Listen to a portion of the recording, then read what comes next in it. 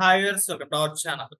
So, 'Pavan Kalyan' గారి చిన్న కుమారుడు 'మార్క్ శంకర్' సింగపూర్‌లో స్కూల్‌లో చదువుతుండగా అగ్ని ప్రమాదం జరగడం, గాయాల పాలవ్వడం, ఇప్పుడు హాస్పిటల్‌లో చికిత్స పొందుతున్నారు. సో, దీనికి సంబంధించి ఆరోగ్యంగా ఉన్నారని చెప్పేసి చిరంజీవి గారు కూడా అప్డేట్ ఇచ్చారు. అసలేం జరిగింది ఈ ఇష్యూలో? మరిప్పుడు తన ఆరోగ్య పరిస్థితి ఏ విధంగా ఉంది?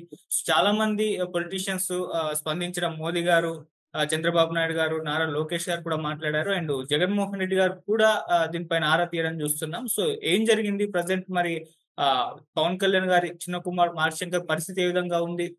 సో, ఈ అంశం మీద మాట్లాడడానికి మనతో పాటు జనసేన అధికార ప్రతినిధి వివేక్ గారు ఉన్నారు. వారితో ఒకసారి అడిగి దీనికి సంబంధించిన డీటెయిల్స్ మరిన్ని తెలుసుకునే ప్రయత్నం చేద్దాం. సార్ నమస్కారం సార్. నమస్తే మీకు ఛానల్ వీక్షకులందరికీ నమస్కారం. సార్.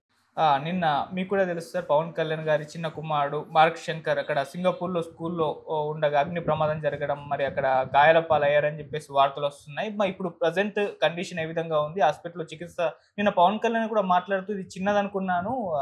కాస్త ఎక్కువే జరిగింది. అండ్ ఒక పాప కూడా అక్కడ స్కూల్‌లో చనిపోయిందని కూడా పవన్ కళ్యాణ్ కూడా చెప్పారు. సో, ఇప్పుడు ఏ విధంగా ఉంది? అసలు ప్రమాదం ఏ విధంగా జరిగింది సార్? యాక్చువల్‌గా ఆయన 4 రోజుల పర్యటన విశాఖ పర్యటన 4 రోజుల పాటు పెట్టుకున్నారు.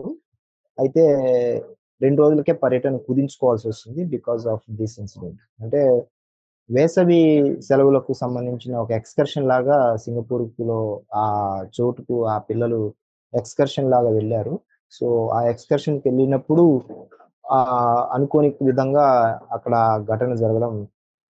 సో, అనుకోని విధంగా ఆ ఘటన అక్కడ జరగడము, ఆయన తన పర్యటనని అర్ధాంతరంగా ముగించుకోకుండా అంటే వ్యక్తిగతంగా ఎవరికైనా మన కుటుంబ సభ్యులకు బాగోలేకపోతే వెంటనే ప్రమాదం అని తెలిసిన వెంటనే మనం ఎలాంటి పనులైనా వదిలేసుకొని వెళ్తాం యాక్చువల్‌గా. సో, అలాంటి పరిస్థితుల్లో ఉన్నప్పటికీ కూడా ఒక పక్క అక్కడ మా కళ్యాణ్ గారి వైఫ్ గారు అక్కడ ఒంటరిగా ఉన్నారు. పానిక్ సిట్యుయేషన్‌లో ఉన్నారు. తోడెవరు లేని పరిస్థితుల్లో కూడా ఆయన తన పర్యటనను అర్ధాంతరంగా క్యాన్సెల్ చేసుకొని వెళ్ళకుండా, పర్యటన ఇచ్చిన మాట ప్రకారము గిరిజనులతో ఖచ్చితంగా ఆ ప్రారంభోత్సవం చేసే వెళ్ళాలని ఆయన నిర్ణయించుకోవడము.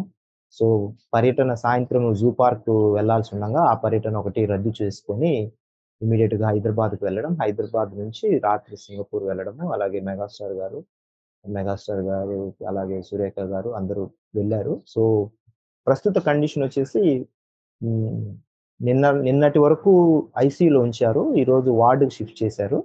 సో, ప్రమాదం ఏమీ లేనప్పటికీ కూడా ఏదైతే ఆ బ్లాక్ స్మోక్ ఏదైతే ఉంటదో, అంటే పెద్దవాళ్ళకే బ్లాక్ స్మోక్ జస్ట్ ఒక 1, 2 మినిట్స్ అది మనం లోపలికి పీల్చుకుంటేనే మనము ఉక్కిరిబిక్కిరి అయిపోతాం. సో, అలాంటిది చిన్న వయసు పిల్లలకు దట్ టూ లంగ్స్‌కి ఎక్కువగా ఎఫెక్ట్‌గా ఉంటుంది కాబట్టి, బ్లాక్ స్మోక్ కొంచెం ఎక్కువగా లంగ్స్‌లోకి వెళ్ళిందని తెలిసింది. సో, దానికి సంబంధించిన చికిత్స నిన్నంతా చేశారు. అది ఈరోజు వార్డ్‌కి షిఫ్ట్ చేశారు.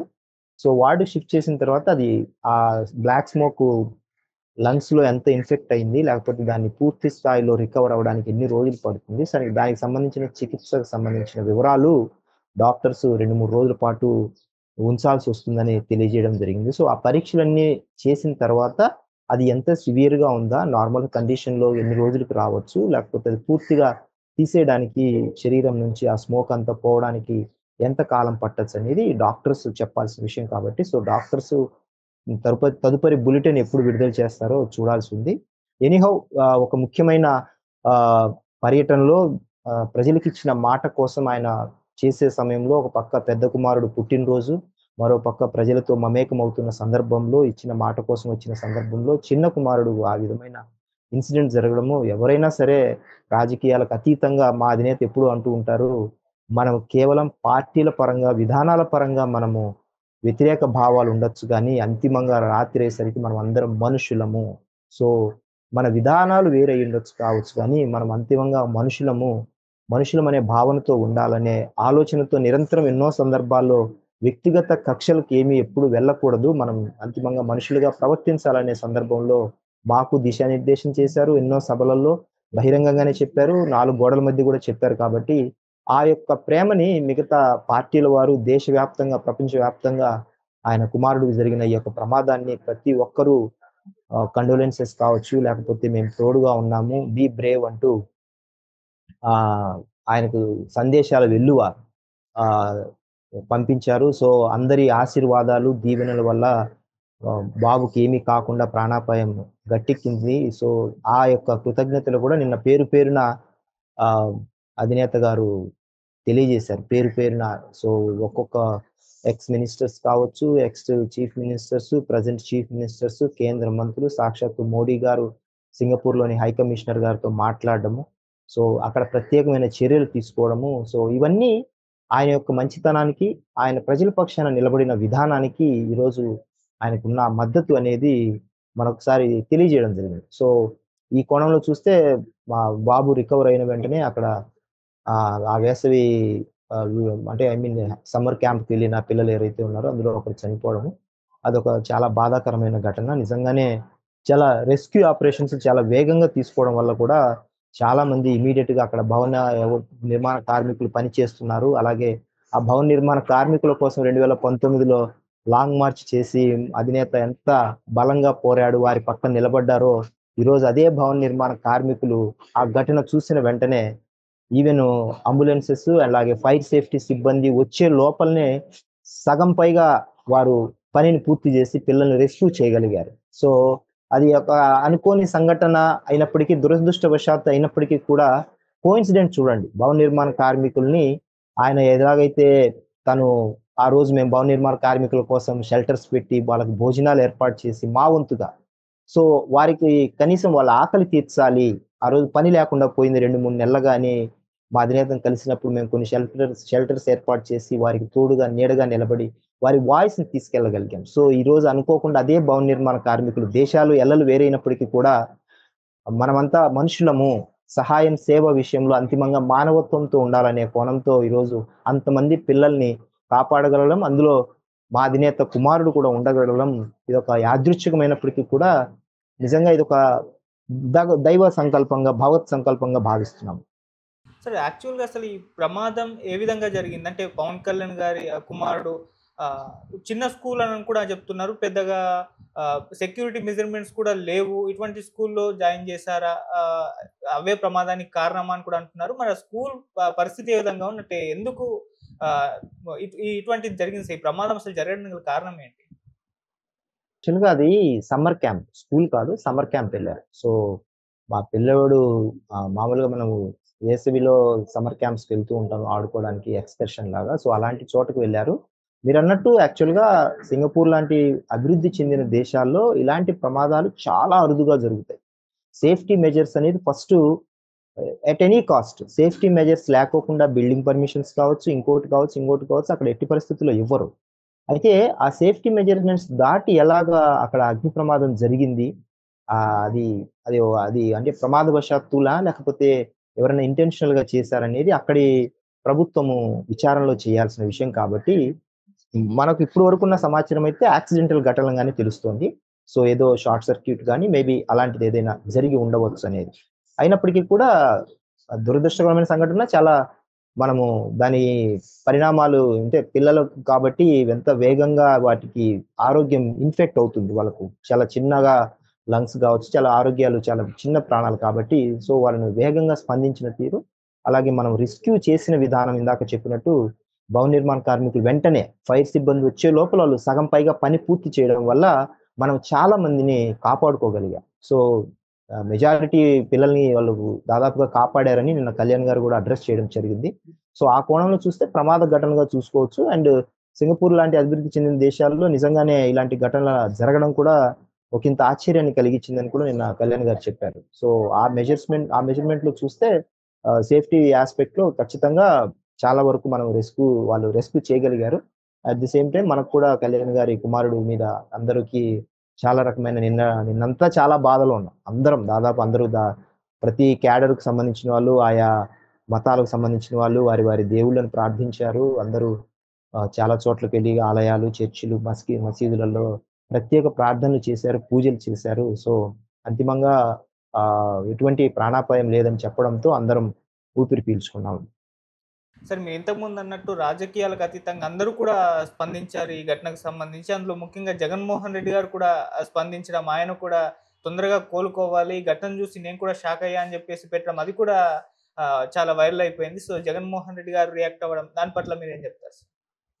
ఆబ్వియస్లీ మనం ఇందాక అన్నట్టు అంతిమంగా మనం ఎండ్ ఆఫ్ ది డే మనుషులం. సో హ్మ్. మనకు రాజకీయంగా ఎన్ని విభేదాలు ఉన్నప్పటికీ కూడా మా అధినేత గత 5 ఏళ్లలో ఏ రోజే గాని మీరు గమనించారో లేదో ఆయన తీశాడు పేర్లు. ఆయన వ్యక్తిగతంగా పెళ్ళిళ్ళ సబ్జెక్టు, దత్తపుత్రుడు, ఇంకొకటి ఆయన చెప్పాడు. ఆయన మాట్లాడాడు పెళ్ళిళ్ళ సబ్జెక్టు. మా అధినేత ఏ రోజే గాని వాళ్ళ ఇండ్లలో నేను అనాలంటే అనొచ్చు, ఒక నిమిషం పట్టదు. కానీ ఏ రోజే గాని నేను ఏదైనా అనాలంటే మీ ఇంట్లో మీ భార్య భారతి గారు గుర్తొస్తారు. మీ తల్లిగారు గుర్తొస్తారు. మీ చెల్లెలు గుర్తొస్తుంది అంటూ ఓపెన్‌గానే మాట్లాడారు. సో, రాజకీయాలకు సంబంధం లేని వ్యక్తుల్ని సభల్లోకి తీసుకొచ్చి వాళ్ళని అవమానపరిచే విధంగా మాట్లాడడం ఎంతవరకు సమంజసం? ఇది ఎంతవరకు నైతికం అనే విషయాన్ని చాలా సందర్భాల్లో చెప్పారు ఓపెన్‌గానే. సో, ఆయనకు ఆ క్లారిటీ లేదు. లేకపోతే ఆయనకు ఆ విచక్షణ జ్ఞానం లేదు. ఆ కామన్ సెన్స్ లేనప్పుడు మనం ఏం చేయలేమని మా అధినేత ఎప్పుడూ విధానాల పరంగానే మాట్లాడారు. అయితే అంతిమంగా నిన్న వచ్చిన ట్వీటు మరి నిజంగానే చాలా మేము కూడా ఆహ్వానించాము. క్యాడర్ అంతా కూడా నాయకులు అందరము నిన్న సోషల్ మీడియా అంతా చాలా నిజంగానే 2 పార్టీల వాళ్ళు ఒక సుహృద్భావ వాతావరణంలో చాలా ఆహ్, ఆనందపడ్డారు. నిజంగా చెప్పాలంటే లిటరల్‌గా చాలా మంది ఆనందోత్సవాలు వ్యక్తం చేశారు. ఇదొక వెల్కమింగ్ ఇలాంటి ఘటనలకు పట్ల స్పందించే విధానం ఇలాగే ఉండాలి. రాజకీయాలు అంతిమంగా ఒక మంచి పరిణామాలకు దారితీయాలి కానీ, ఒక చెడు సంకేతాలకు వెళ్ళకూడదు. సో, ఇలాంటి మంచి వాతావరణంలో రాజకీయాలుండాలి. ఎవరికైనా ఏదైనా ఆపదొచ్చినప్పుడు, అలాగే ప్రజల కష్టాలొచ్చినప్పుడు కూడా అలాగే యునైటెడ్‌గా పని చేయాలి. ఈ యొక్క సంప్రదాయాన్ని కొనసాగించాలనేది ఎక్కువ మంది కోరుకున్నారు. సో, ఆయన నిజంగానే ట్వీట్ చేయడము ఆహ్వానించదగ్గ విషయము. ఆ యొక్క కష్టంలో ఉన్నప్పుడు తప్పకుండా ప్రతి ఒక్కరము మేము మీకు తోడుగా ఉన్నామనే ఒక భరోసాని మనిషిగా ప్రతి మనిషి ఇవ్వాలి కాబట్టి, ఆ భరోసాని ఆయన కూడా ఈరోజు తీసుకున్నాడు. మేము కూడా దాన్ని ఆహ్వానిస్తున్నాము. భవిష్యత్తులో కూడా అలాంటి పరిణామాలు అంటే రాష్ట్ర ప్రజల యొక్క హక్కుల పట్ల కూడా మేము కూడా మాతో కలిసి రావాలని మేము కూడా ప్రతి దశలో కోరుకుంటూనే ఉంటాం కాబట్టి, మాకలాంటి భేదాభిప్రాయాలు ఏమీ లేదు. జగన్ గారి విషయంలో ప్రతి సందర్భంలో పుట్టినరోజుకు మా అధినేత ప్రతి సంవత్సరము పుట్టినరోజు శుభాకాంక్షలు చెబుతూ ఉంటారు. కానీ వారి దగ్గర నుంచి మేమే ఏ రోజు ఎక్స్‌పెక్ట్ చేయలేదు. ఒకవేళ చేసినా, చేయకోకున్నా గూడా మేమేం బాధపడలేదు. కానీ ఇలాంటి సందర్భాల్లో మనిషికి తోడుండకపోయినా ఒక బాధలో ఖచ్చితంగా మనిషికి తోడుండాలి కాబట్టి, ఆ యొక్క బాధను లేకపోతే మేమున్నాము, ధైర్యంగా ఉండండి, ఏమీ కాదు. సో, అనే ఒక సంకేతాన్ని పంపించినప్పుడు definitely we welcome that statement. Okay. మీరు ఇంతకుముందు అన్నారు నేనంతా కూడా బాధలో ఉన్నారని చెప్పేసి. ఇప్పుడు పవన్ కళ్యాణ్ గారు కూడా ఇంకెంత బాధలో ఉండుంటారు. అయినా కూడా ఆయన మాటిచ్చారని చెప్పేసి ఆ మీటింగ్‌కి అటెండ్ అయిన తర్వాతే సింగపూర్ వెళ్ళడం చూసాము. ఏంటి సార్ ఆ కమిట్మెంట్ ఏంటి అసలు? దాని గురించి ఏం చెప్తారు సార్? మొదటి నుంచి ఇప్పుడు కాకపోయినా ఆయన 2008 ప్రజారాజ్యం టైంలో కూడా ఆహ్, విధానాల పట్ల నాంపల్లి పీసీసీ అంటే నాంపల్లి అప్పుడు ప్రదేశ్ కాంగ్రెస్ పీసీసీ భవనము, గాంధీ భవనం వెనకాల స్లమ్ ఏరియా పీపుల్‌ని, ఆడబిడ్డల్ని అర్ధరాత్రి తమ గుడిసెలు లాగేసినప్పుడు ఆయన ఆ రోజు కాంగ్రెస్ వాళ్ళను పంచెలు ఊడదీసి కొట్టాలి అనే ఒక మాట మాట్లాడారు. దాని వెనకాల ఒక భావం ఉంది. అర్ధరాత్రి పూట ఎదిగిన ఆడపిల్లలు ఉన్న షెల్టర్ కూల్చేస్తే ఎక్కడికెళ్తారు అర్ధరాత్రి పూట? ఆ ఇంటెన్షన్‌లో నేను ఆ రోజు ఆ మాట మాట్లాడాను తప్ప నేనేం వ్యక్తిగతంగా మాట్లాడలేదు. నాకేం అవసరము అలా అనడానికి. కానీ మీ ఇంట్లో ఆడపిల్లలు కూడా అలాగే ఉంటే, అలాంటి పరిస్థితుల్లోనే వెళ్ళగొడితే ఎవరన్నా మీకెంత బాధ కలుగుతుంది? అలా చెయ్యొచ్చునా? మీకు కొన్ని వందల ఎకరాలున్నాయి ప్రభుత్వానికి. ఎక్కడో చోట 2 ఎకరాల స్థలం చూపించి వాళ్ళని ముందు షిఫ్ట్ చేసి తర్వాత మీరు తీసుకోవచ్చు గదా! అలా అర్ధరాత్రి కూల్చేస్తే మనిషి అనేవాడు ఒక సమాజంలో ఎదిగిన ఆడపిల్లలతో ఉండే తల్లిదండ్రులకి ఎలా ఉంటుంది అనే కోణంలోనే మాట్లాడడం జరిగింది తప్ప నేను ఇంటెన్షనల్‌గా కాదని 2008లోనే ఆయన ప్రజల పట్ల ఉన్న కన్సర్న్‌ని మనము ఒక ఉదాహరణగా గమనిస్తే, ఆ రోజు నుంచి ఈ రోజు వరకు రాజకీయాల్లో ఉన్నా లేకున్నా కూడా ప్రతి సందర్భంలో ఎవరికి ఎలాంటి సాయము తన గడప తొక్కినా, లేకపోతే తన దృష్టికొచ్చిన ప్రతి విషయాన్ని పట్ల ఒక నాయకుడిగా, ఒక మనిషిగా, ఒక దేశ పౌరుడిగా కూడా ఎన్నో కోణాల్లో ఆయన తన మానవత్వాన్ని, అలాగే తన పౌరుడిగా తన బాధ్యతని ఈరోజు రాజకీయ పార్టీ అధినేతగా, అలాగే ఒక ఉప ముఖ్యమంత్రి స్థానంలో మరింత బాధ్యతగా సో, తన పరిధిలో తను చెయ్యాలనుకున్న ప్రతి పనిని ఒక నిబద్ధతతో పని చేస్తున్నప్పుడు ఇలాంటి అవాంతరాలు, ఇలాంటి అనుకోని దురదృష్ట ఘటనలు ఎదురైనప్పుడు వాటిని ఒక అడుగు వెనక్కి వేయాల్సింది వచ్చినప్పుడు కూడా దాన్ని బ్యాలెన్స్ చేసుకుంటూ ముందుకు వెళ్లి ఆ పనిని పూర్తి చేసి తిరిగి మళ్ళీ సేఫ్టీగా ఉన్నారు. ప్రమాదం ఏం లేదు. కొంచెము ఇబ్బందికర పరిస్థితులు ఉన్నప్పటికీ ఓకే. స్టేబుల్‌గా ఉంది. గవర్నమెంట్ పూర్తిగా అక్కడి ప్రభుత్వం తీసుకున్నదని తెలిసిన తర్వాత కొంచెం ప్రాబ్లమ్ అయినప్పటికీ కూడా, మనసు కష్టంగా ఉన్నప్పటికీ కూడా ఆయన తన భావాలను నిన్నటి ఏ సభలో కూడా వ్యక్తం చేయలేదు. సో, అడ్రెస్ చేయాలని అనుకున్నప్పటికీ కూడా ఎంతసేపున్నా ఆ గిరిజనుల పట్ల తన కమిట్మెంట్‌ని చూపించగలిగారు. నిన్న నిన్న మీటింగ్ ఆసాంతం మనం గమనిస్తే బ్రిడ్జిని ప్రారంభోత్సవానికి కావచ్చు, లేకపోతే గ్రామ సభలతో వాళ్ళతో మాట్లాడిన విధానంలో కావచ్చు, ప్రతీదీ ప్రజల కోణంలోనే ఆయన మాట్లాడారు. అభివృద్ధి